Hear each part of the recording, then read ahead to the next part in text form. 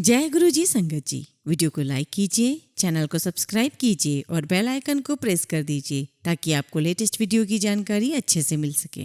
जय गुरु जी संगत जी। मेरी आन रखते हो, मेरी शान रखते हो, हर वक्त मेरा गुरु जी आप ही ध्यान रखते हो। फिर क्यों ना आपके गुण गाऊं, जब आप ही हर मुश्किल घड़ी आसान करते हो और हर पल अपने इस भक्त का मान रखते हो। जी हाँ संगत जी, ऐसा ही मान गुरुजी ने गुड़गांव की सबरवाल आंटी का रखा, जिन्हें गुरुजी ने हर पल उनको और पूरे परिवार को ब्लेस किया। आइए आंटी का सत्संग सुनते हैं। कौन कह सकता है उसने ईश्वर के दर्शन किए हैं? मैं कह सकती हूँ, गुरुजी मेरे परमेश्वर हैं। मुझे प्रतीत होने लगा है कि कोई भी देवता मेरे गुरुजी जैसा नहीं है। वह महान है, उनके जैसा न कोई कभी हुआ है और ना ही कभी होगा। किसी को उन्हें अपने कष्ट बताने की आवश्यकता नहीं है, वह सब जानते हैं। एक बार उनके पथ पर अग्रसर होने के पश्चात कर्म स्वयं होने लगते हैं। आपके काम स्वयं बनने लगते हैं।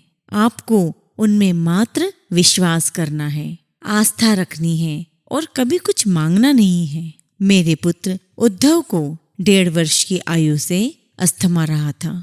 जब मैंने गुरुजी को बताना चाहा तो उन्होंने मुझे रोक दिया और कहा कि ऐसे में मैं स्वयं अपना अहित करूंगी। उनका यह कथन उनके आदेश के समान था। मैं चुप हो गई। इसके 2.5 वर्ष बाद गुरुजी हमारे घर एक विवाह के अवसर पर आए और उन्होंने उद्धव को एक गिलास जल पीने को दिया। मेरे पुत्र को गुरुजी का आशीष मिल गया था। उस जल को पीने के बाद उसे कभी अस्थमा का दौरा नहीं पड़ा। उसमें मानो अभूतपूर्व सुधार हुआ। उसकी लंबाई बढ़ गई, उसका वजन भी बढ़ा और अब वह एक सक्रिय बालक है। मेरे पति को भी दमा था। जब वह गुरुजी से पहली बार मिले तो गुरुजी ने कहा कि वह अत्यंत अंधविश्वासी हैं। उनके इस कथन के साथ ही उनकी आधी समस्याएं तो तुरंत ही समाप्त हो गई।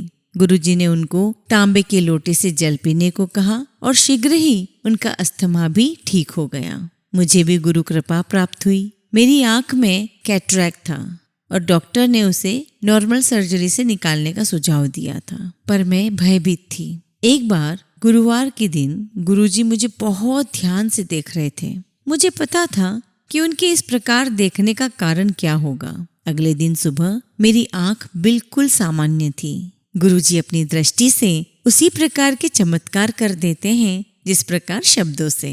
5 वर्ष पूर्व मेरे ससुर का हृदय का दौरा पड़ा था। उन्हें मलेरकोटला के हृदय रोग संस्थान ले जाया गया, जहां उनकी एंजियोप्लास्टी होनी थी। गुरुजी ने कहा कल्याण हो गया और उसके बाद सब कुछ ठीक हो गया, सब कुछ सामान्य हो गया। जब वो हॉस्पिटल से छुट्टी लेकर घर लौट रहे थे तो हृदय रोग विशेषज्ञ ने बताया कि उनकी हार्ट की आगे वाली आर्टरी कुछ क्षतिग्रस्त है और उसमें कोई सुधार संभव नहीं है। घर लौटते हुए जब हमने गुरुजी के दर्शन किए तो उन्होंने उन्हें शुद्ध देशी घी से बना हुआ हलवा खाने को दिया। इसके उपरांत मेरे ससुर अपना सामान्य कार्य करने लगे। औषधि के रूप में गुरुजी ने उन्हें प्रतिदिन विस्की के 2 पेग पीते रहने को कहा। 3 महीने के उपरांत जब उनका टीएमटी परीक्षण हुआ तो डॉक्टर ने देखा कि डेड आर्टरी में रक्त प्रवाह हो रहा था। जो आर्टरी ऑलरेडी डेड हो चुकी थी उसमें से आसानी से ब्लड फ्लो हो रहा था।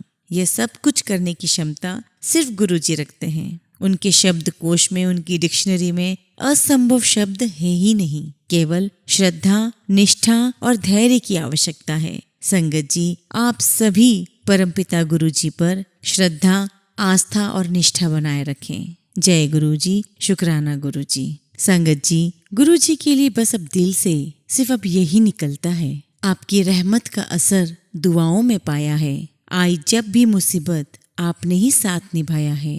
कैसे कह दूं मालिक कि आपका और मेरा कोई रिश्ता नहीं। गिरा मेरा जब भी अश्क, इसमें आपका ही चेहरा नजर आया है। जी हाँ संगत जी, ठीक ऐसे ही गुरुजी ने जालंधर के संघेड़ा आंटी के हर आंसू को मिटाया है। आइए आंटी का सत्संग सुनते हैं। संगत जी, मैं उन कुछ भाग्यवानों में से हूँ जो प्रभु की उपस्थिति और कृपा पाकर धनी और कृतज्ञ हुई हूँ। इस प्रभु को हम गुरुजी के नाम से जानते हैं। गुरुजी, उनके बारे में क्या कहूँ, वो तो सर्वोपरि है।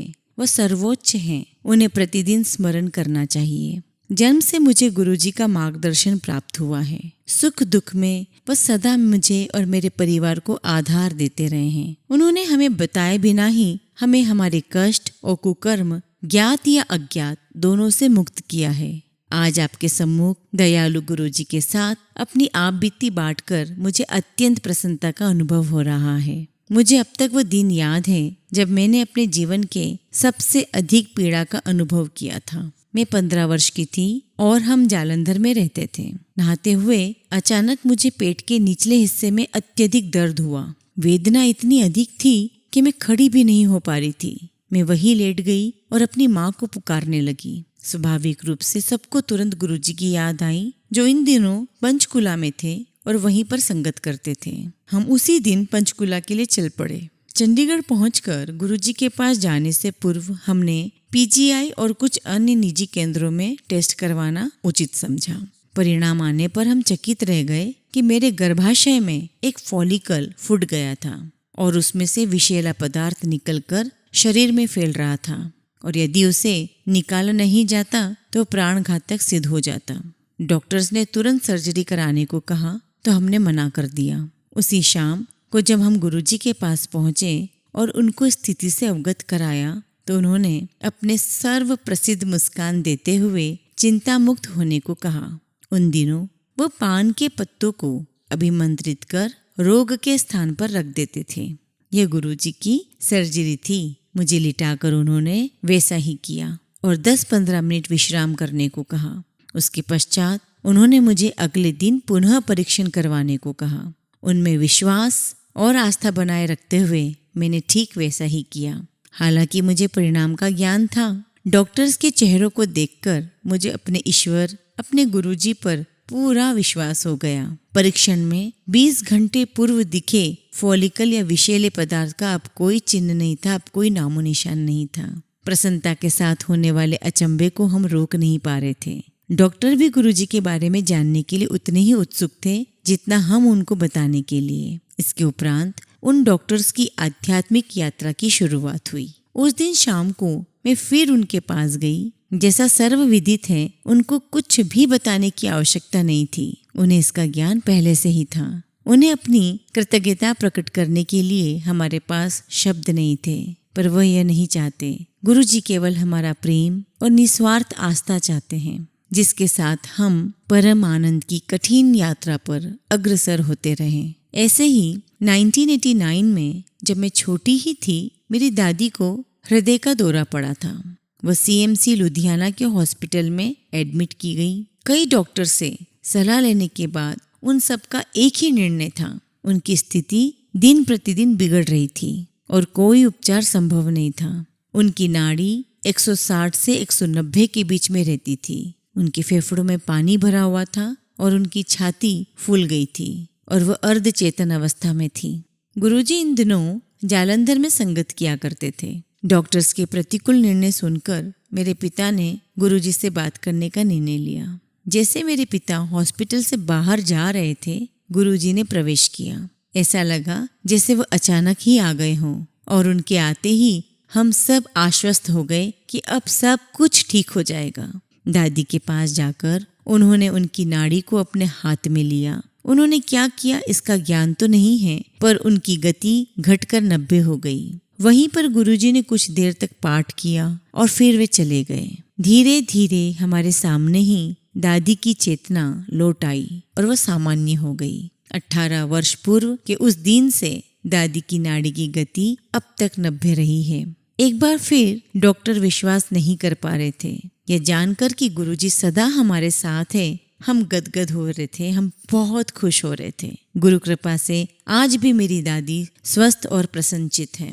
अपने अनुभवों का वर्णन कर मैं अत्यंत भाग्यशाली हूँ। हमारे जीवन यात्रा बहुत छोटी है और इसमें ही हम बड़े बड़े दुष्कर्म करने को तत्पर हो जाते हैं। प्रत्येक मनुष्य को अपने कर्मों के फल तो भुगतने ही पड़ेंगे।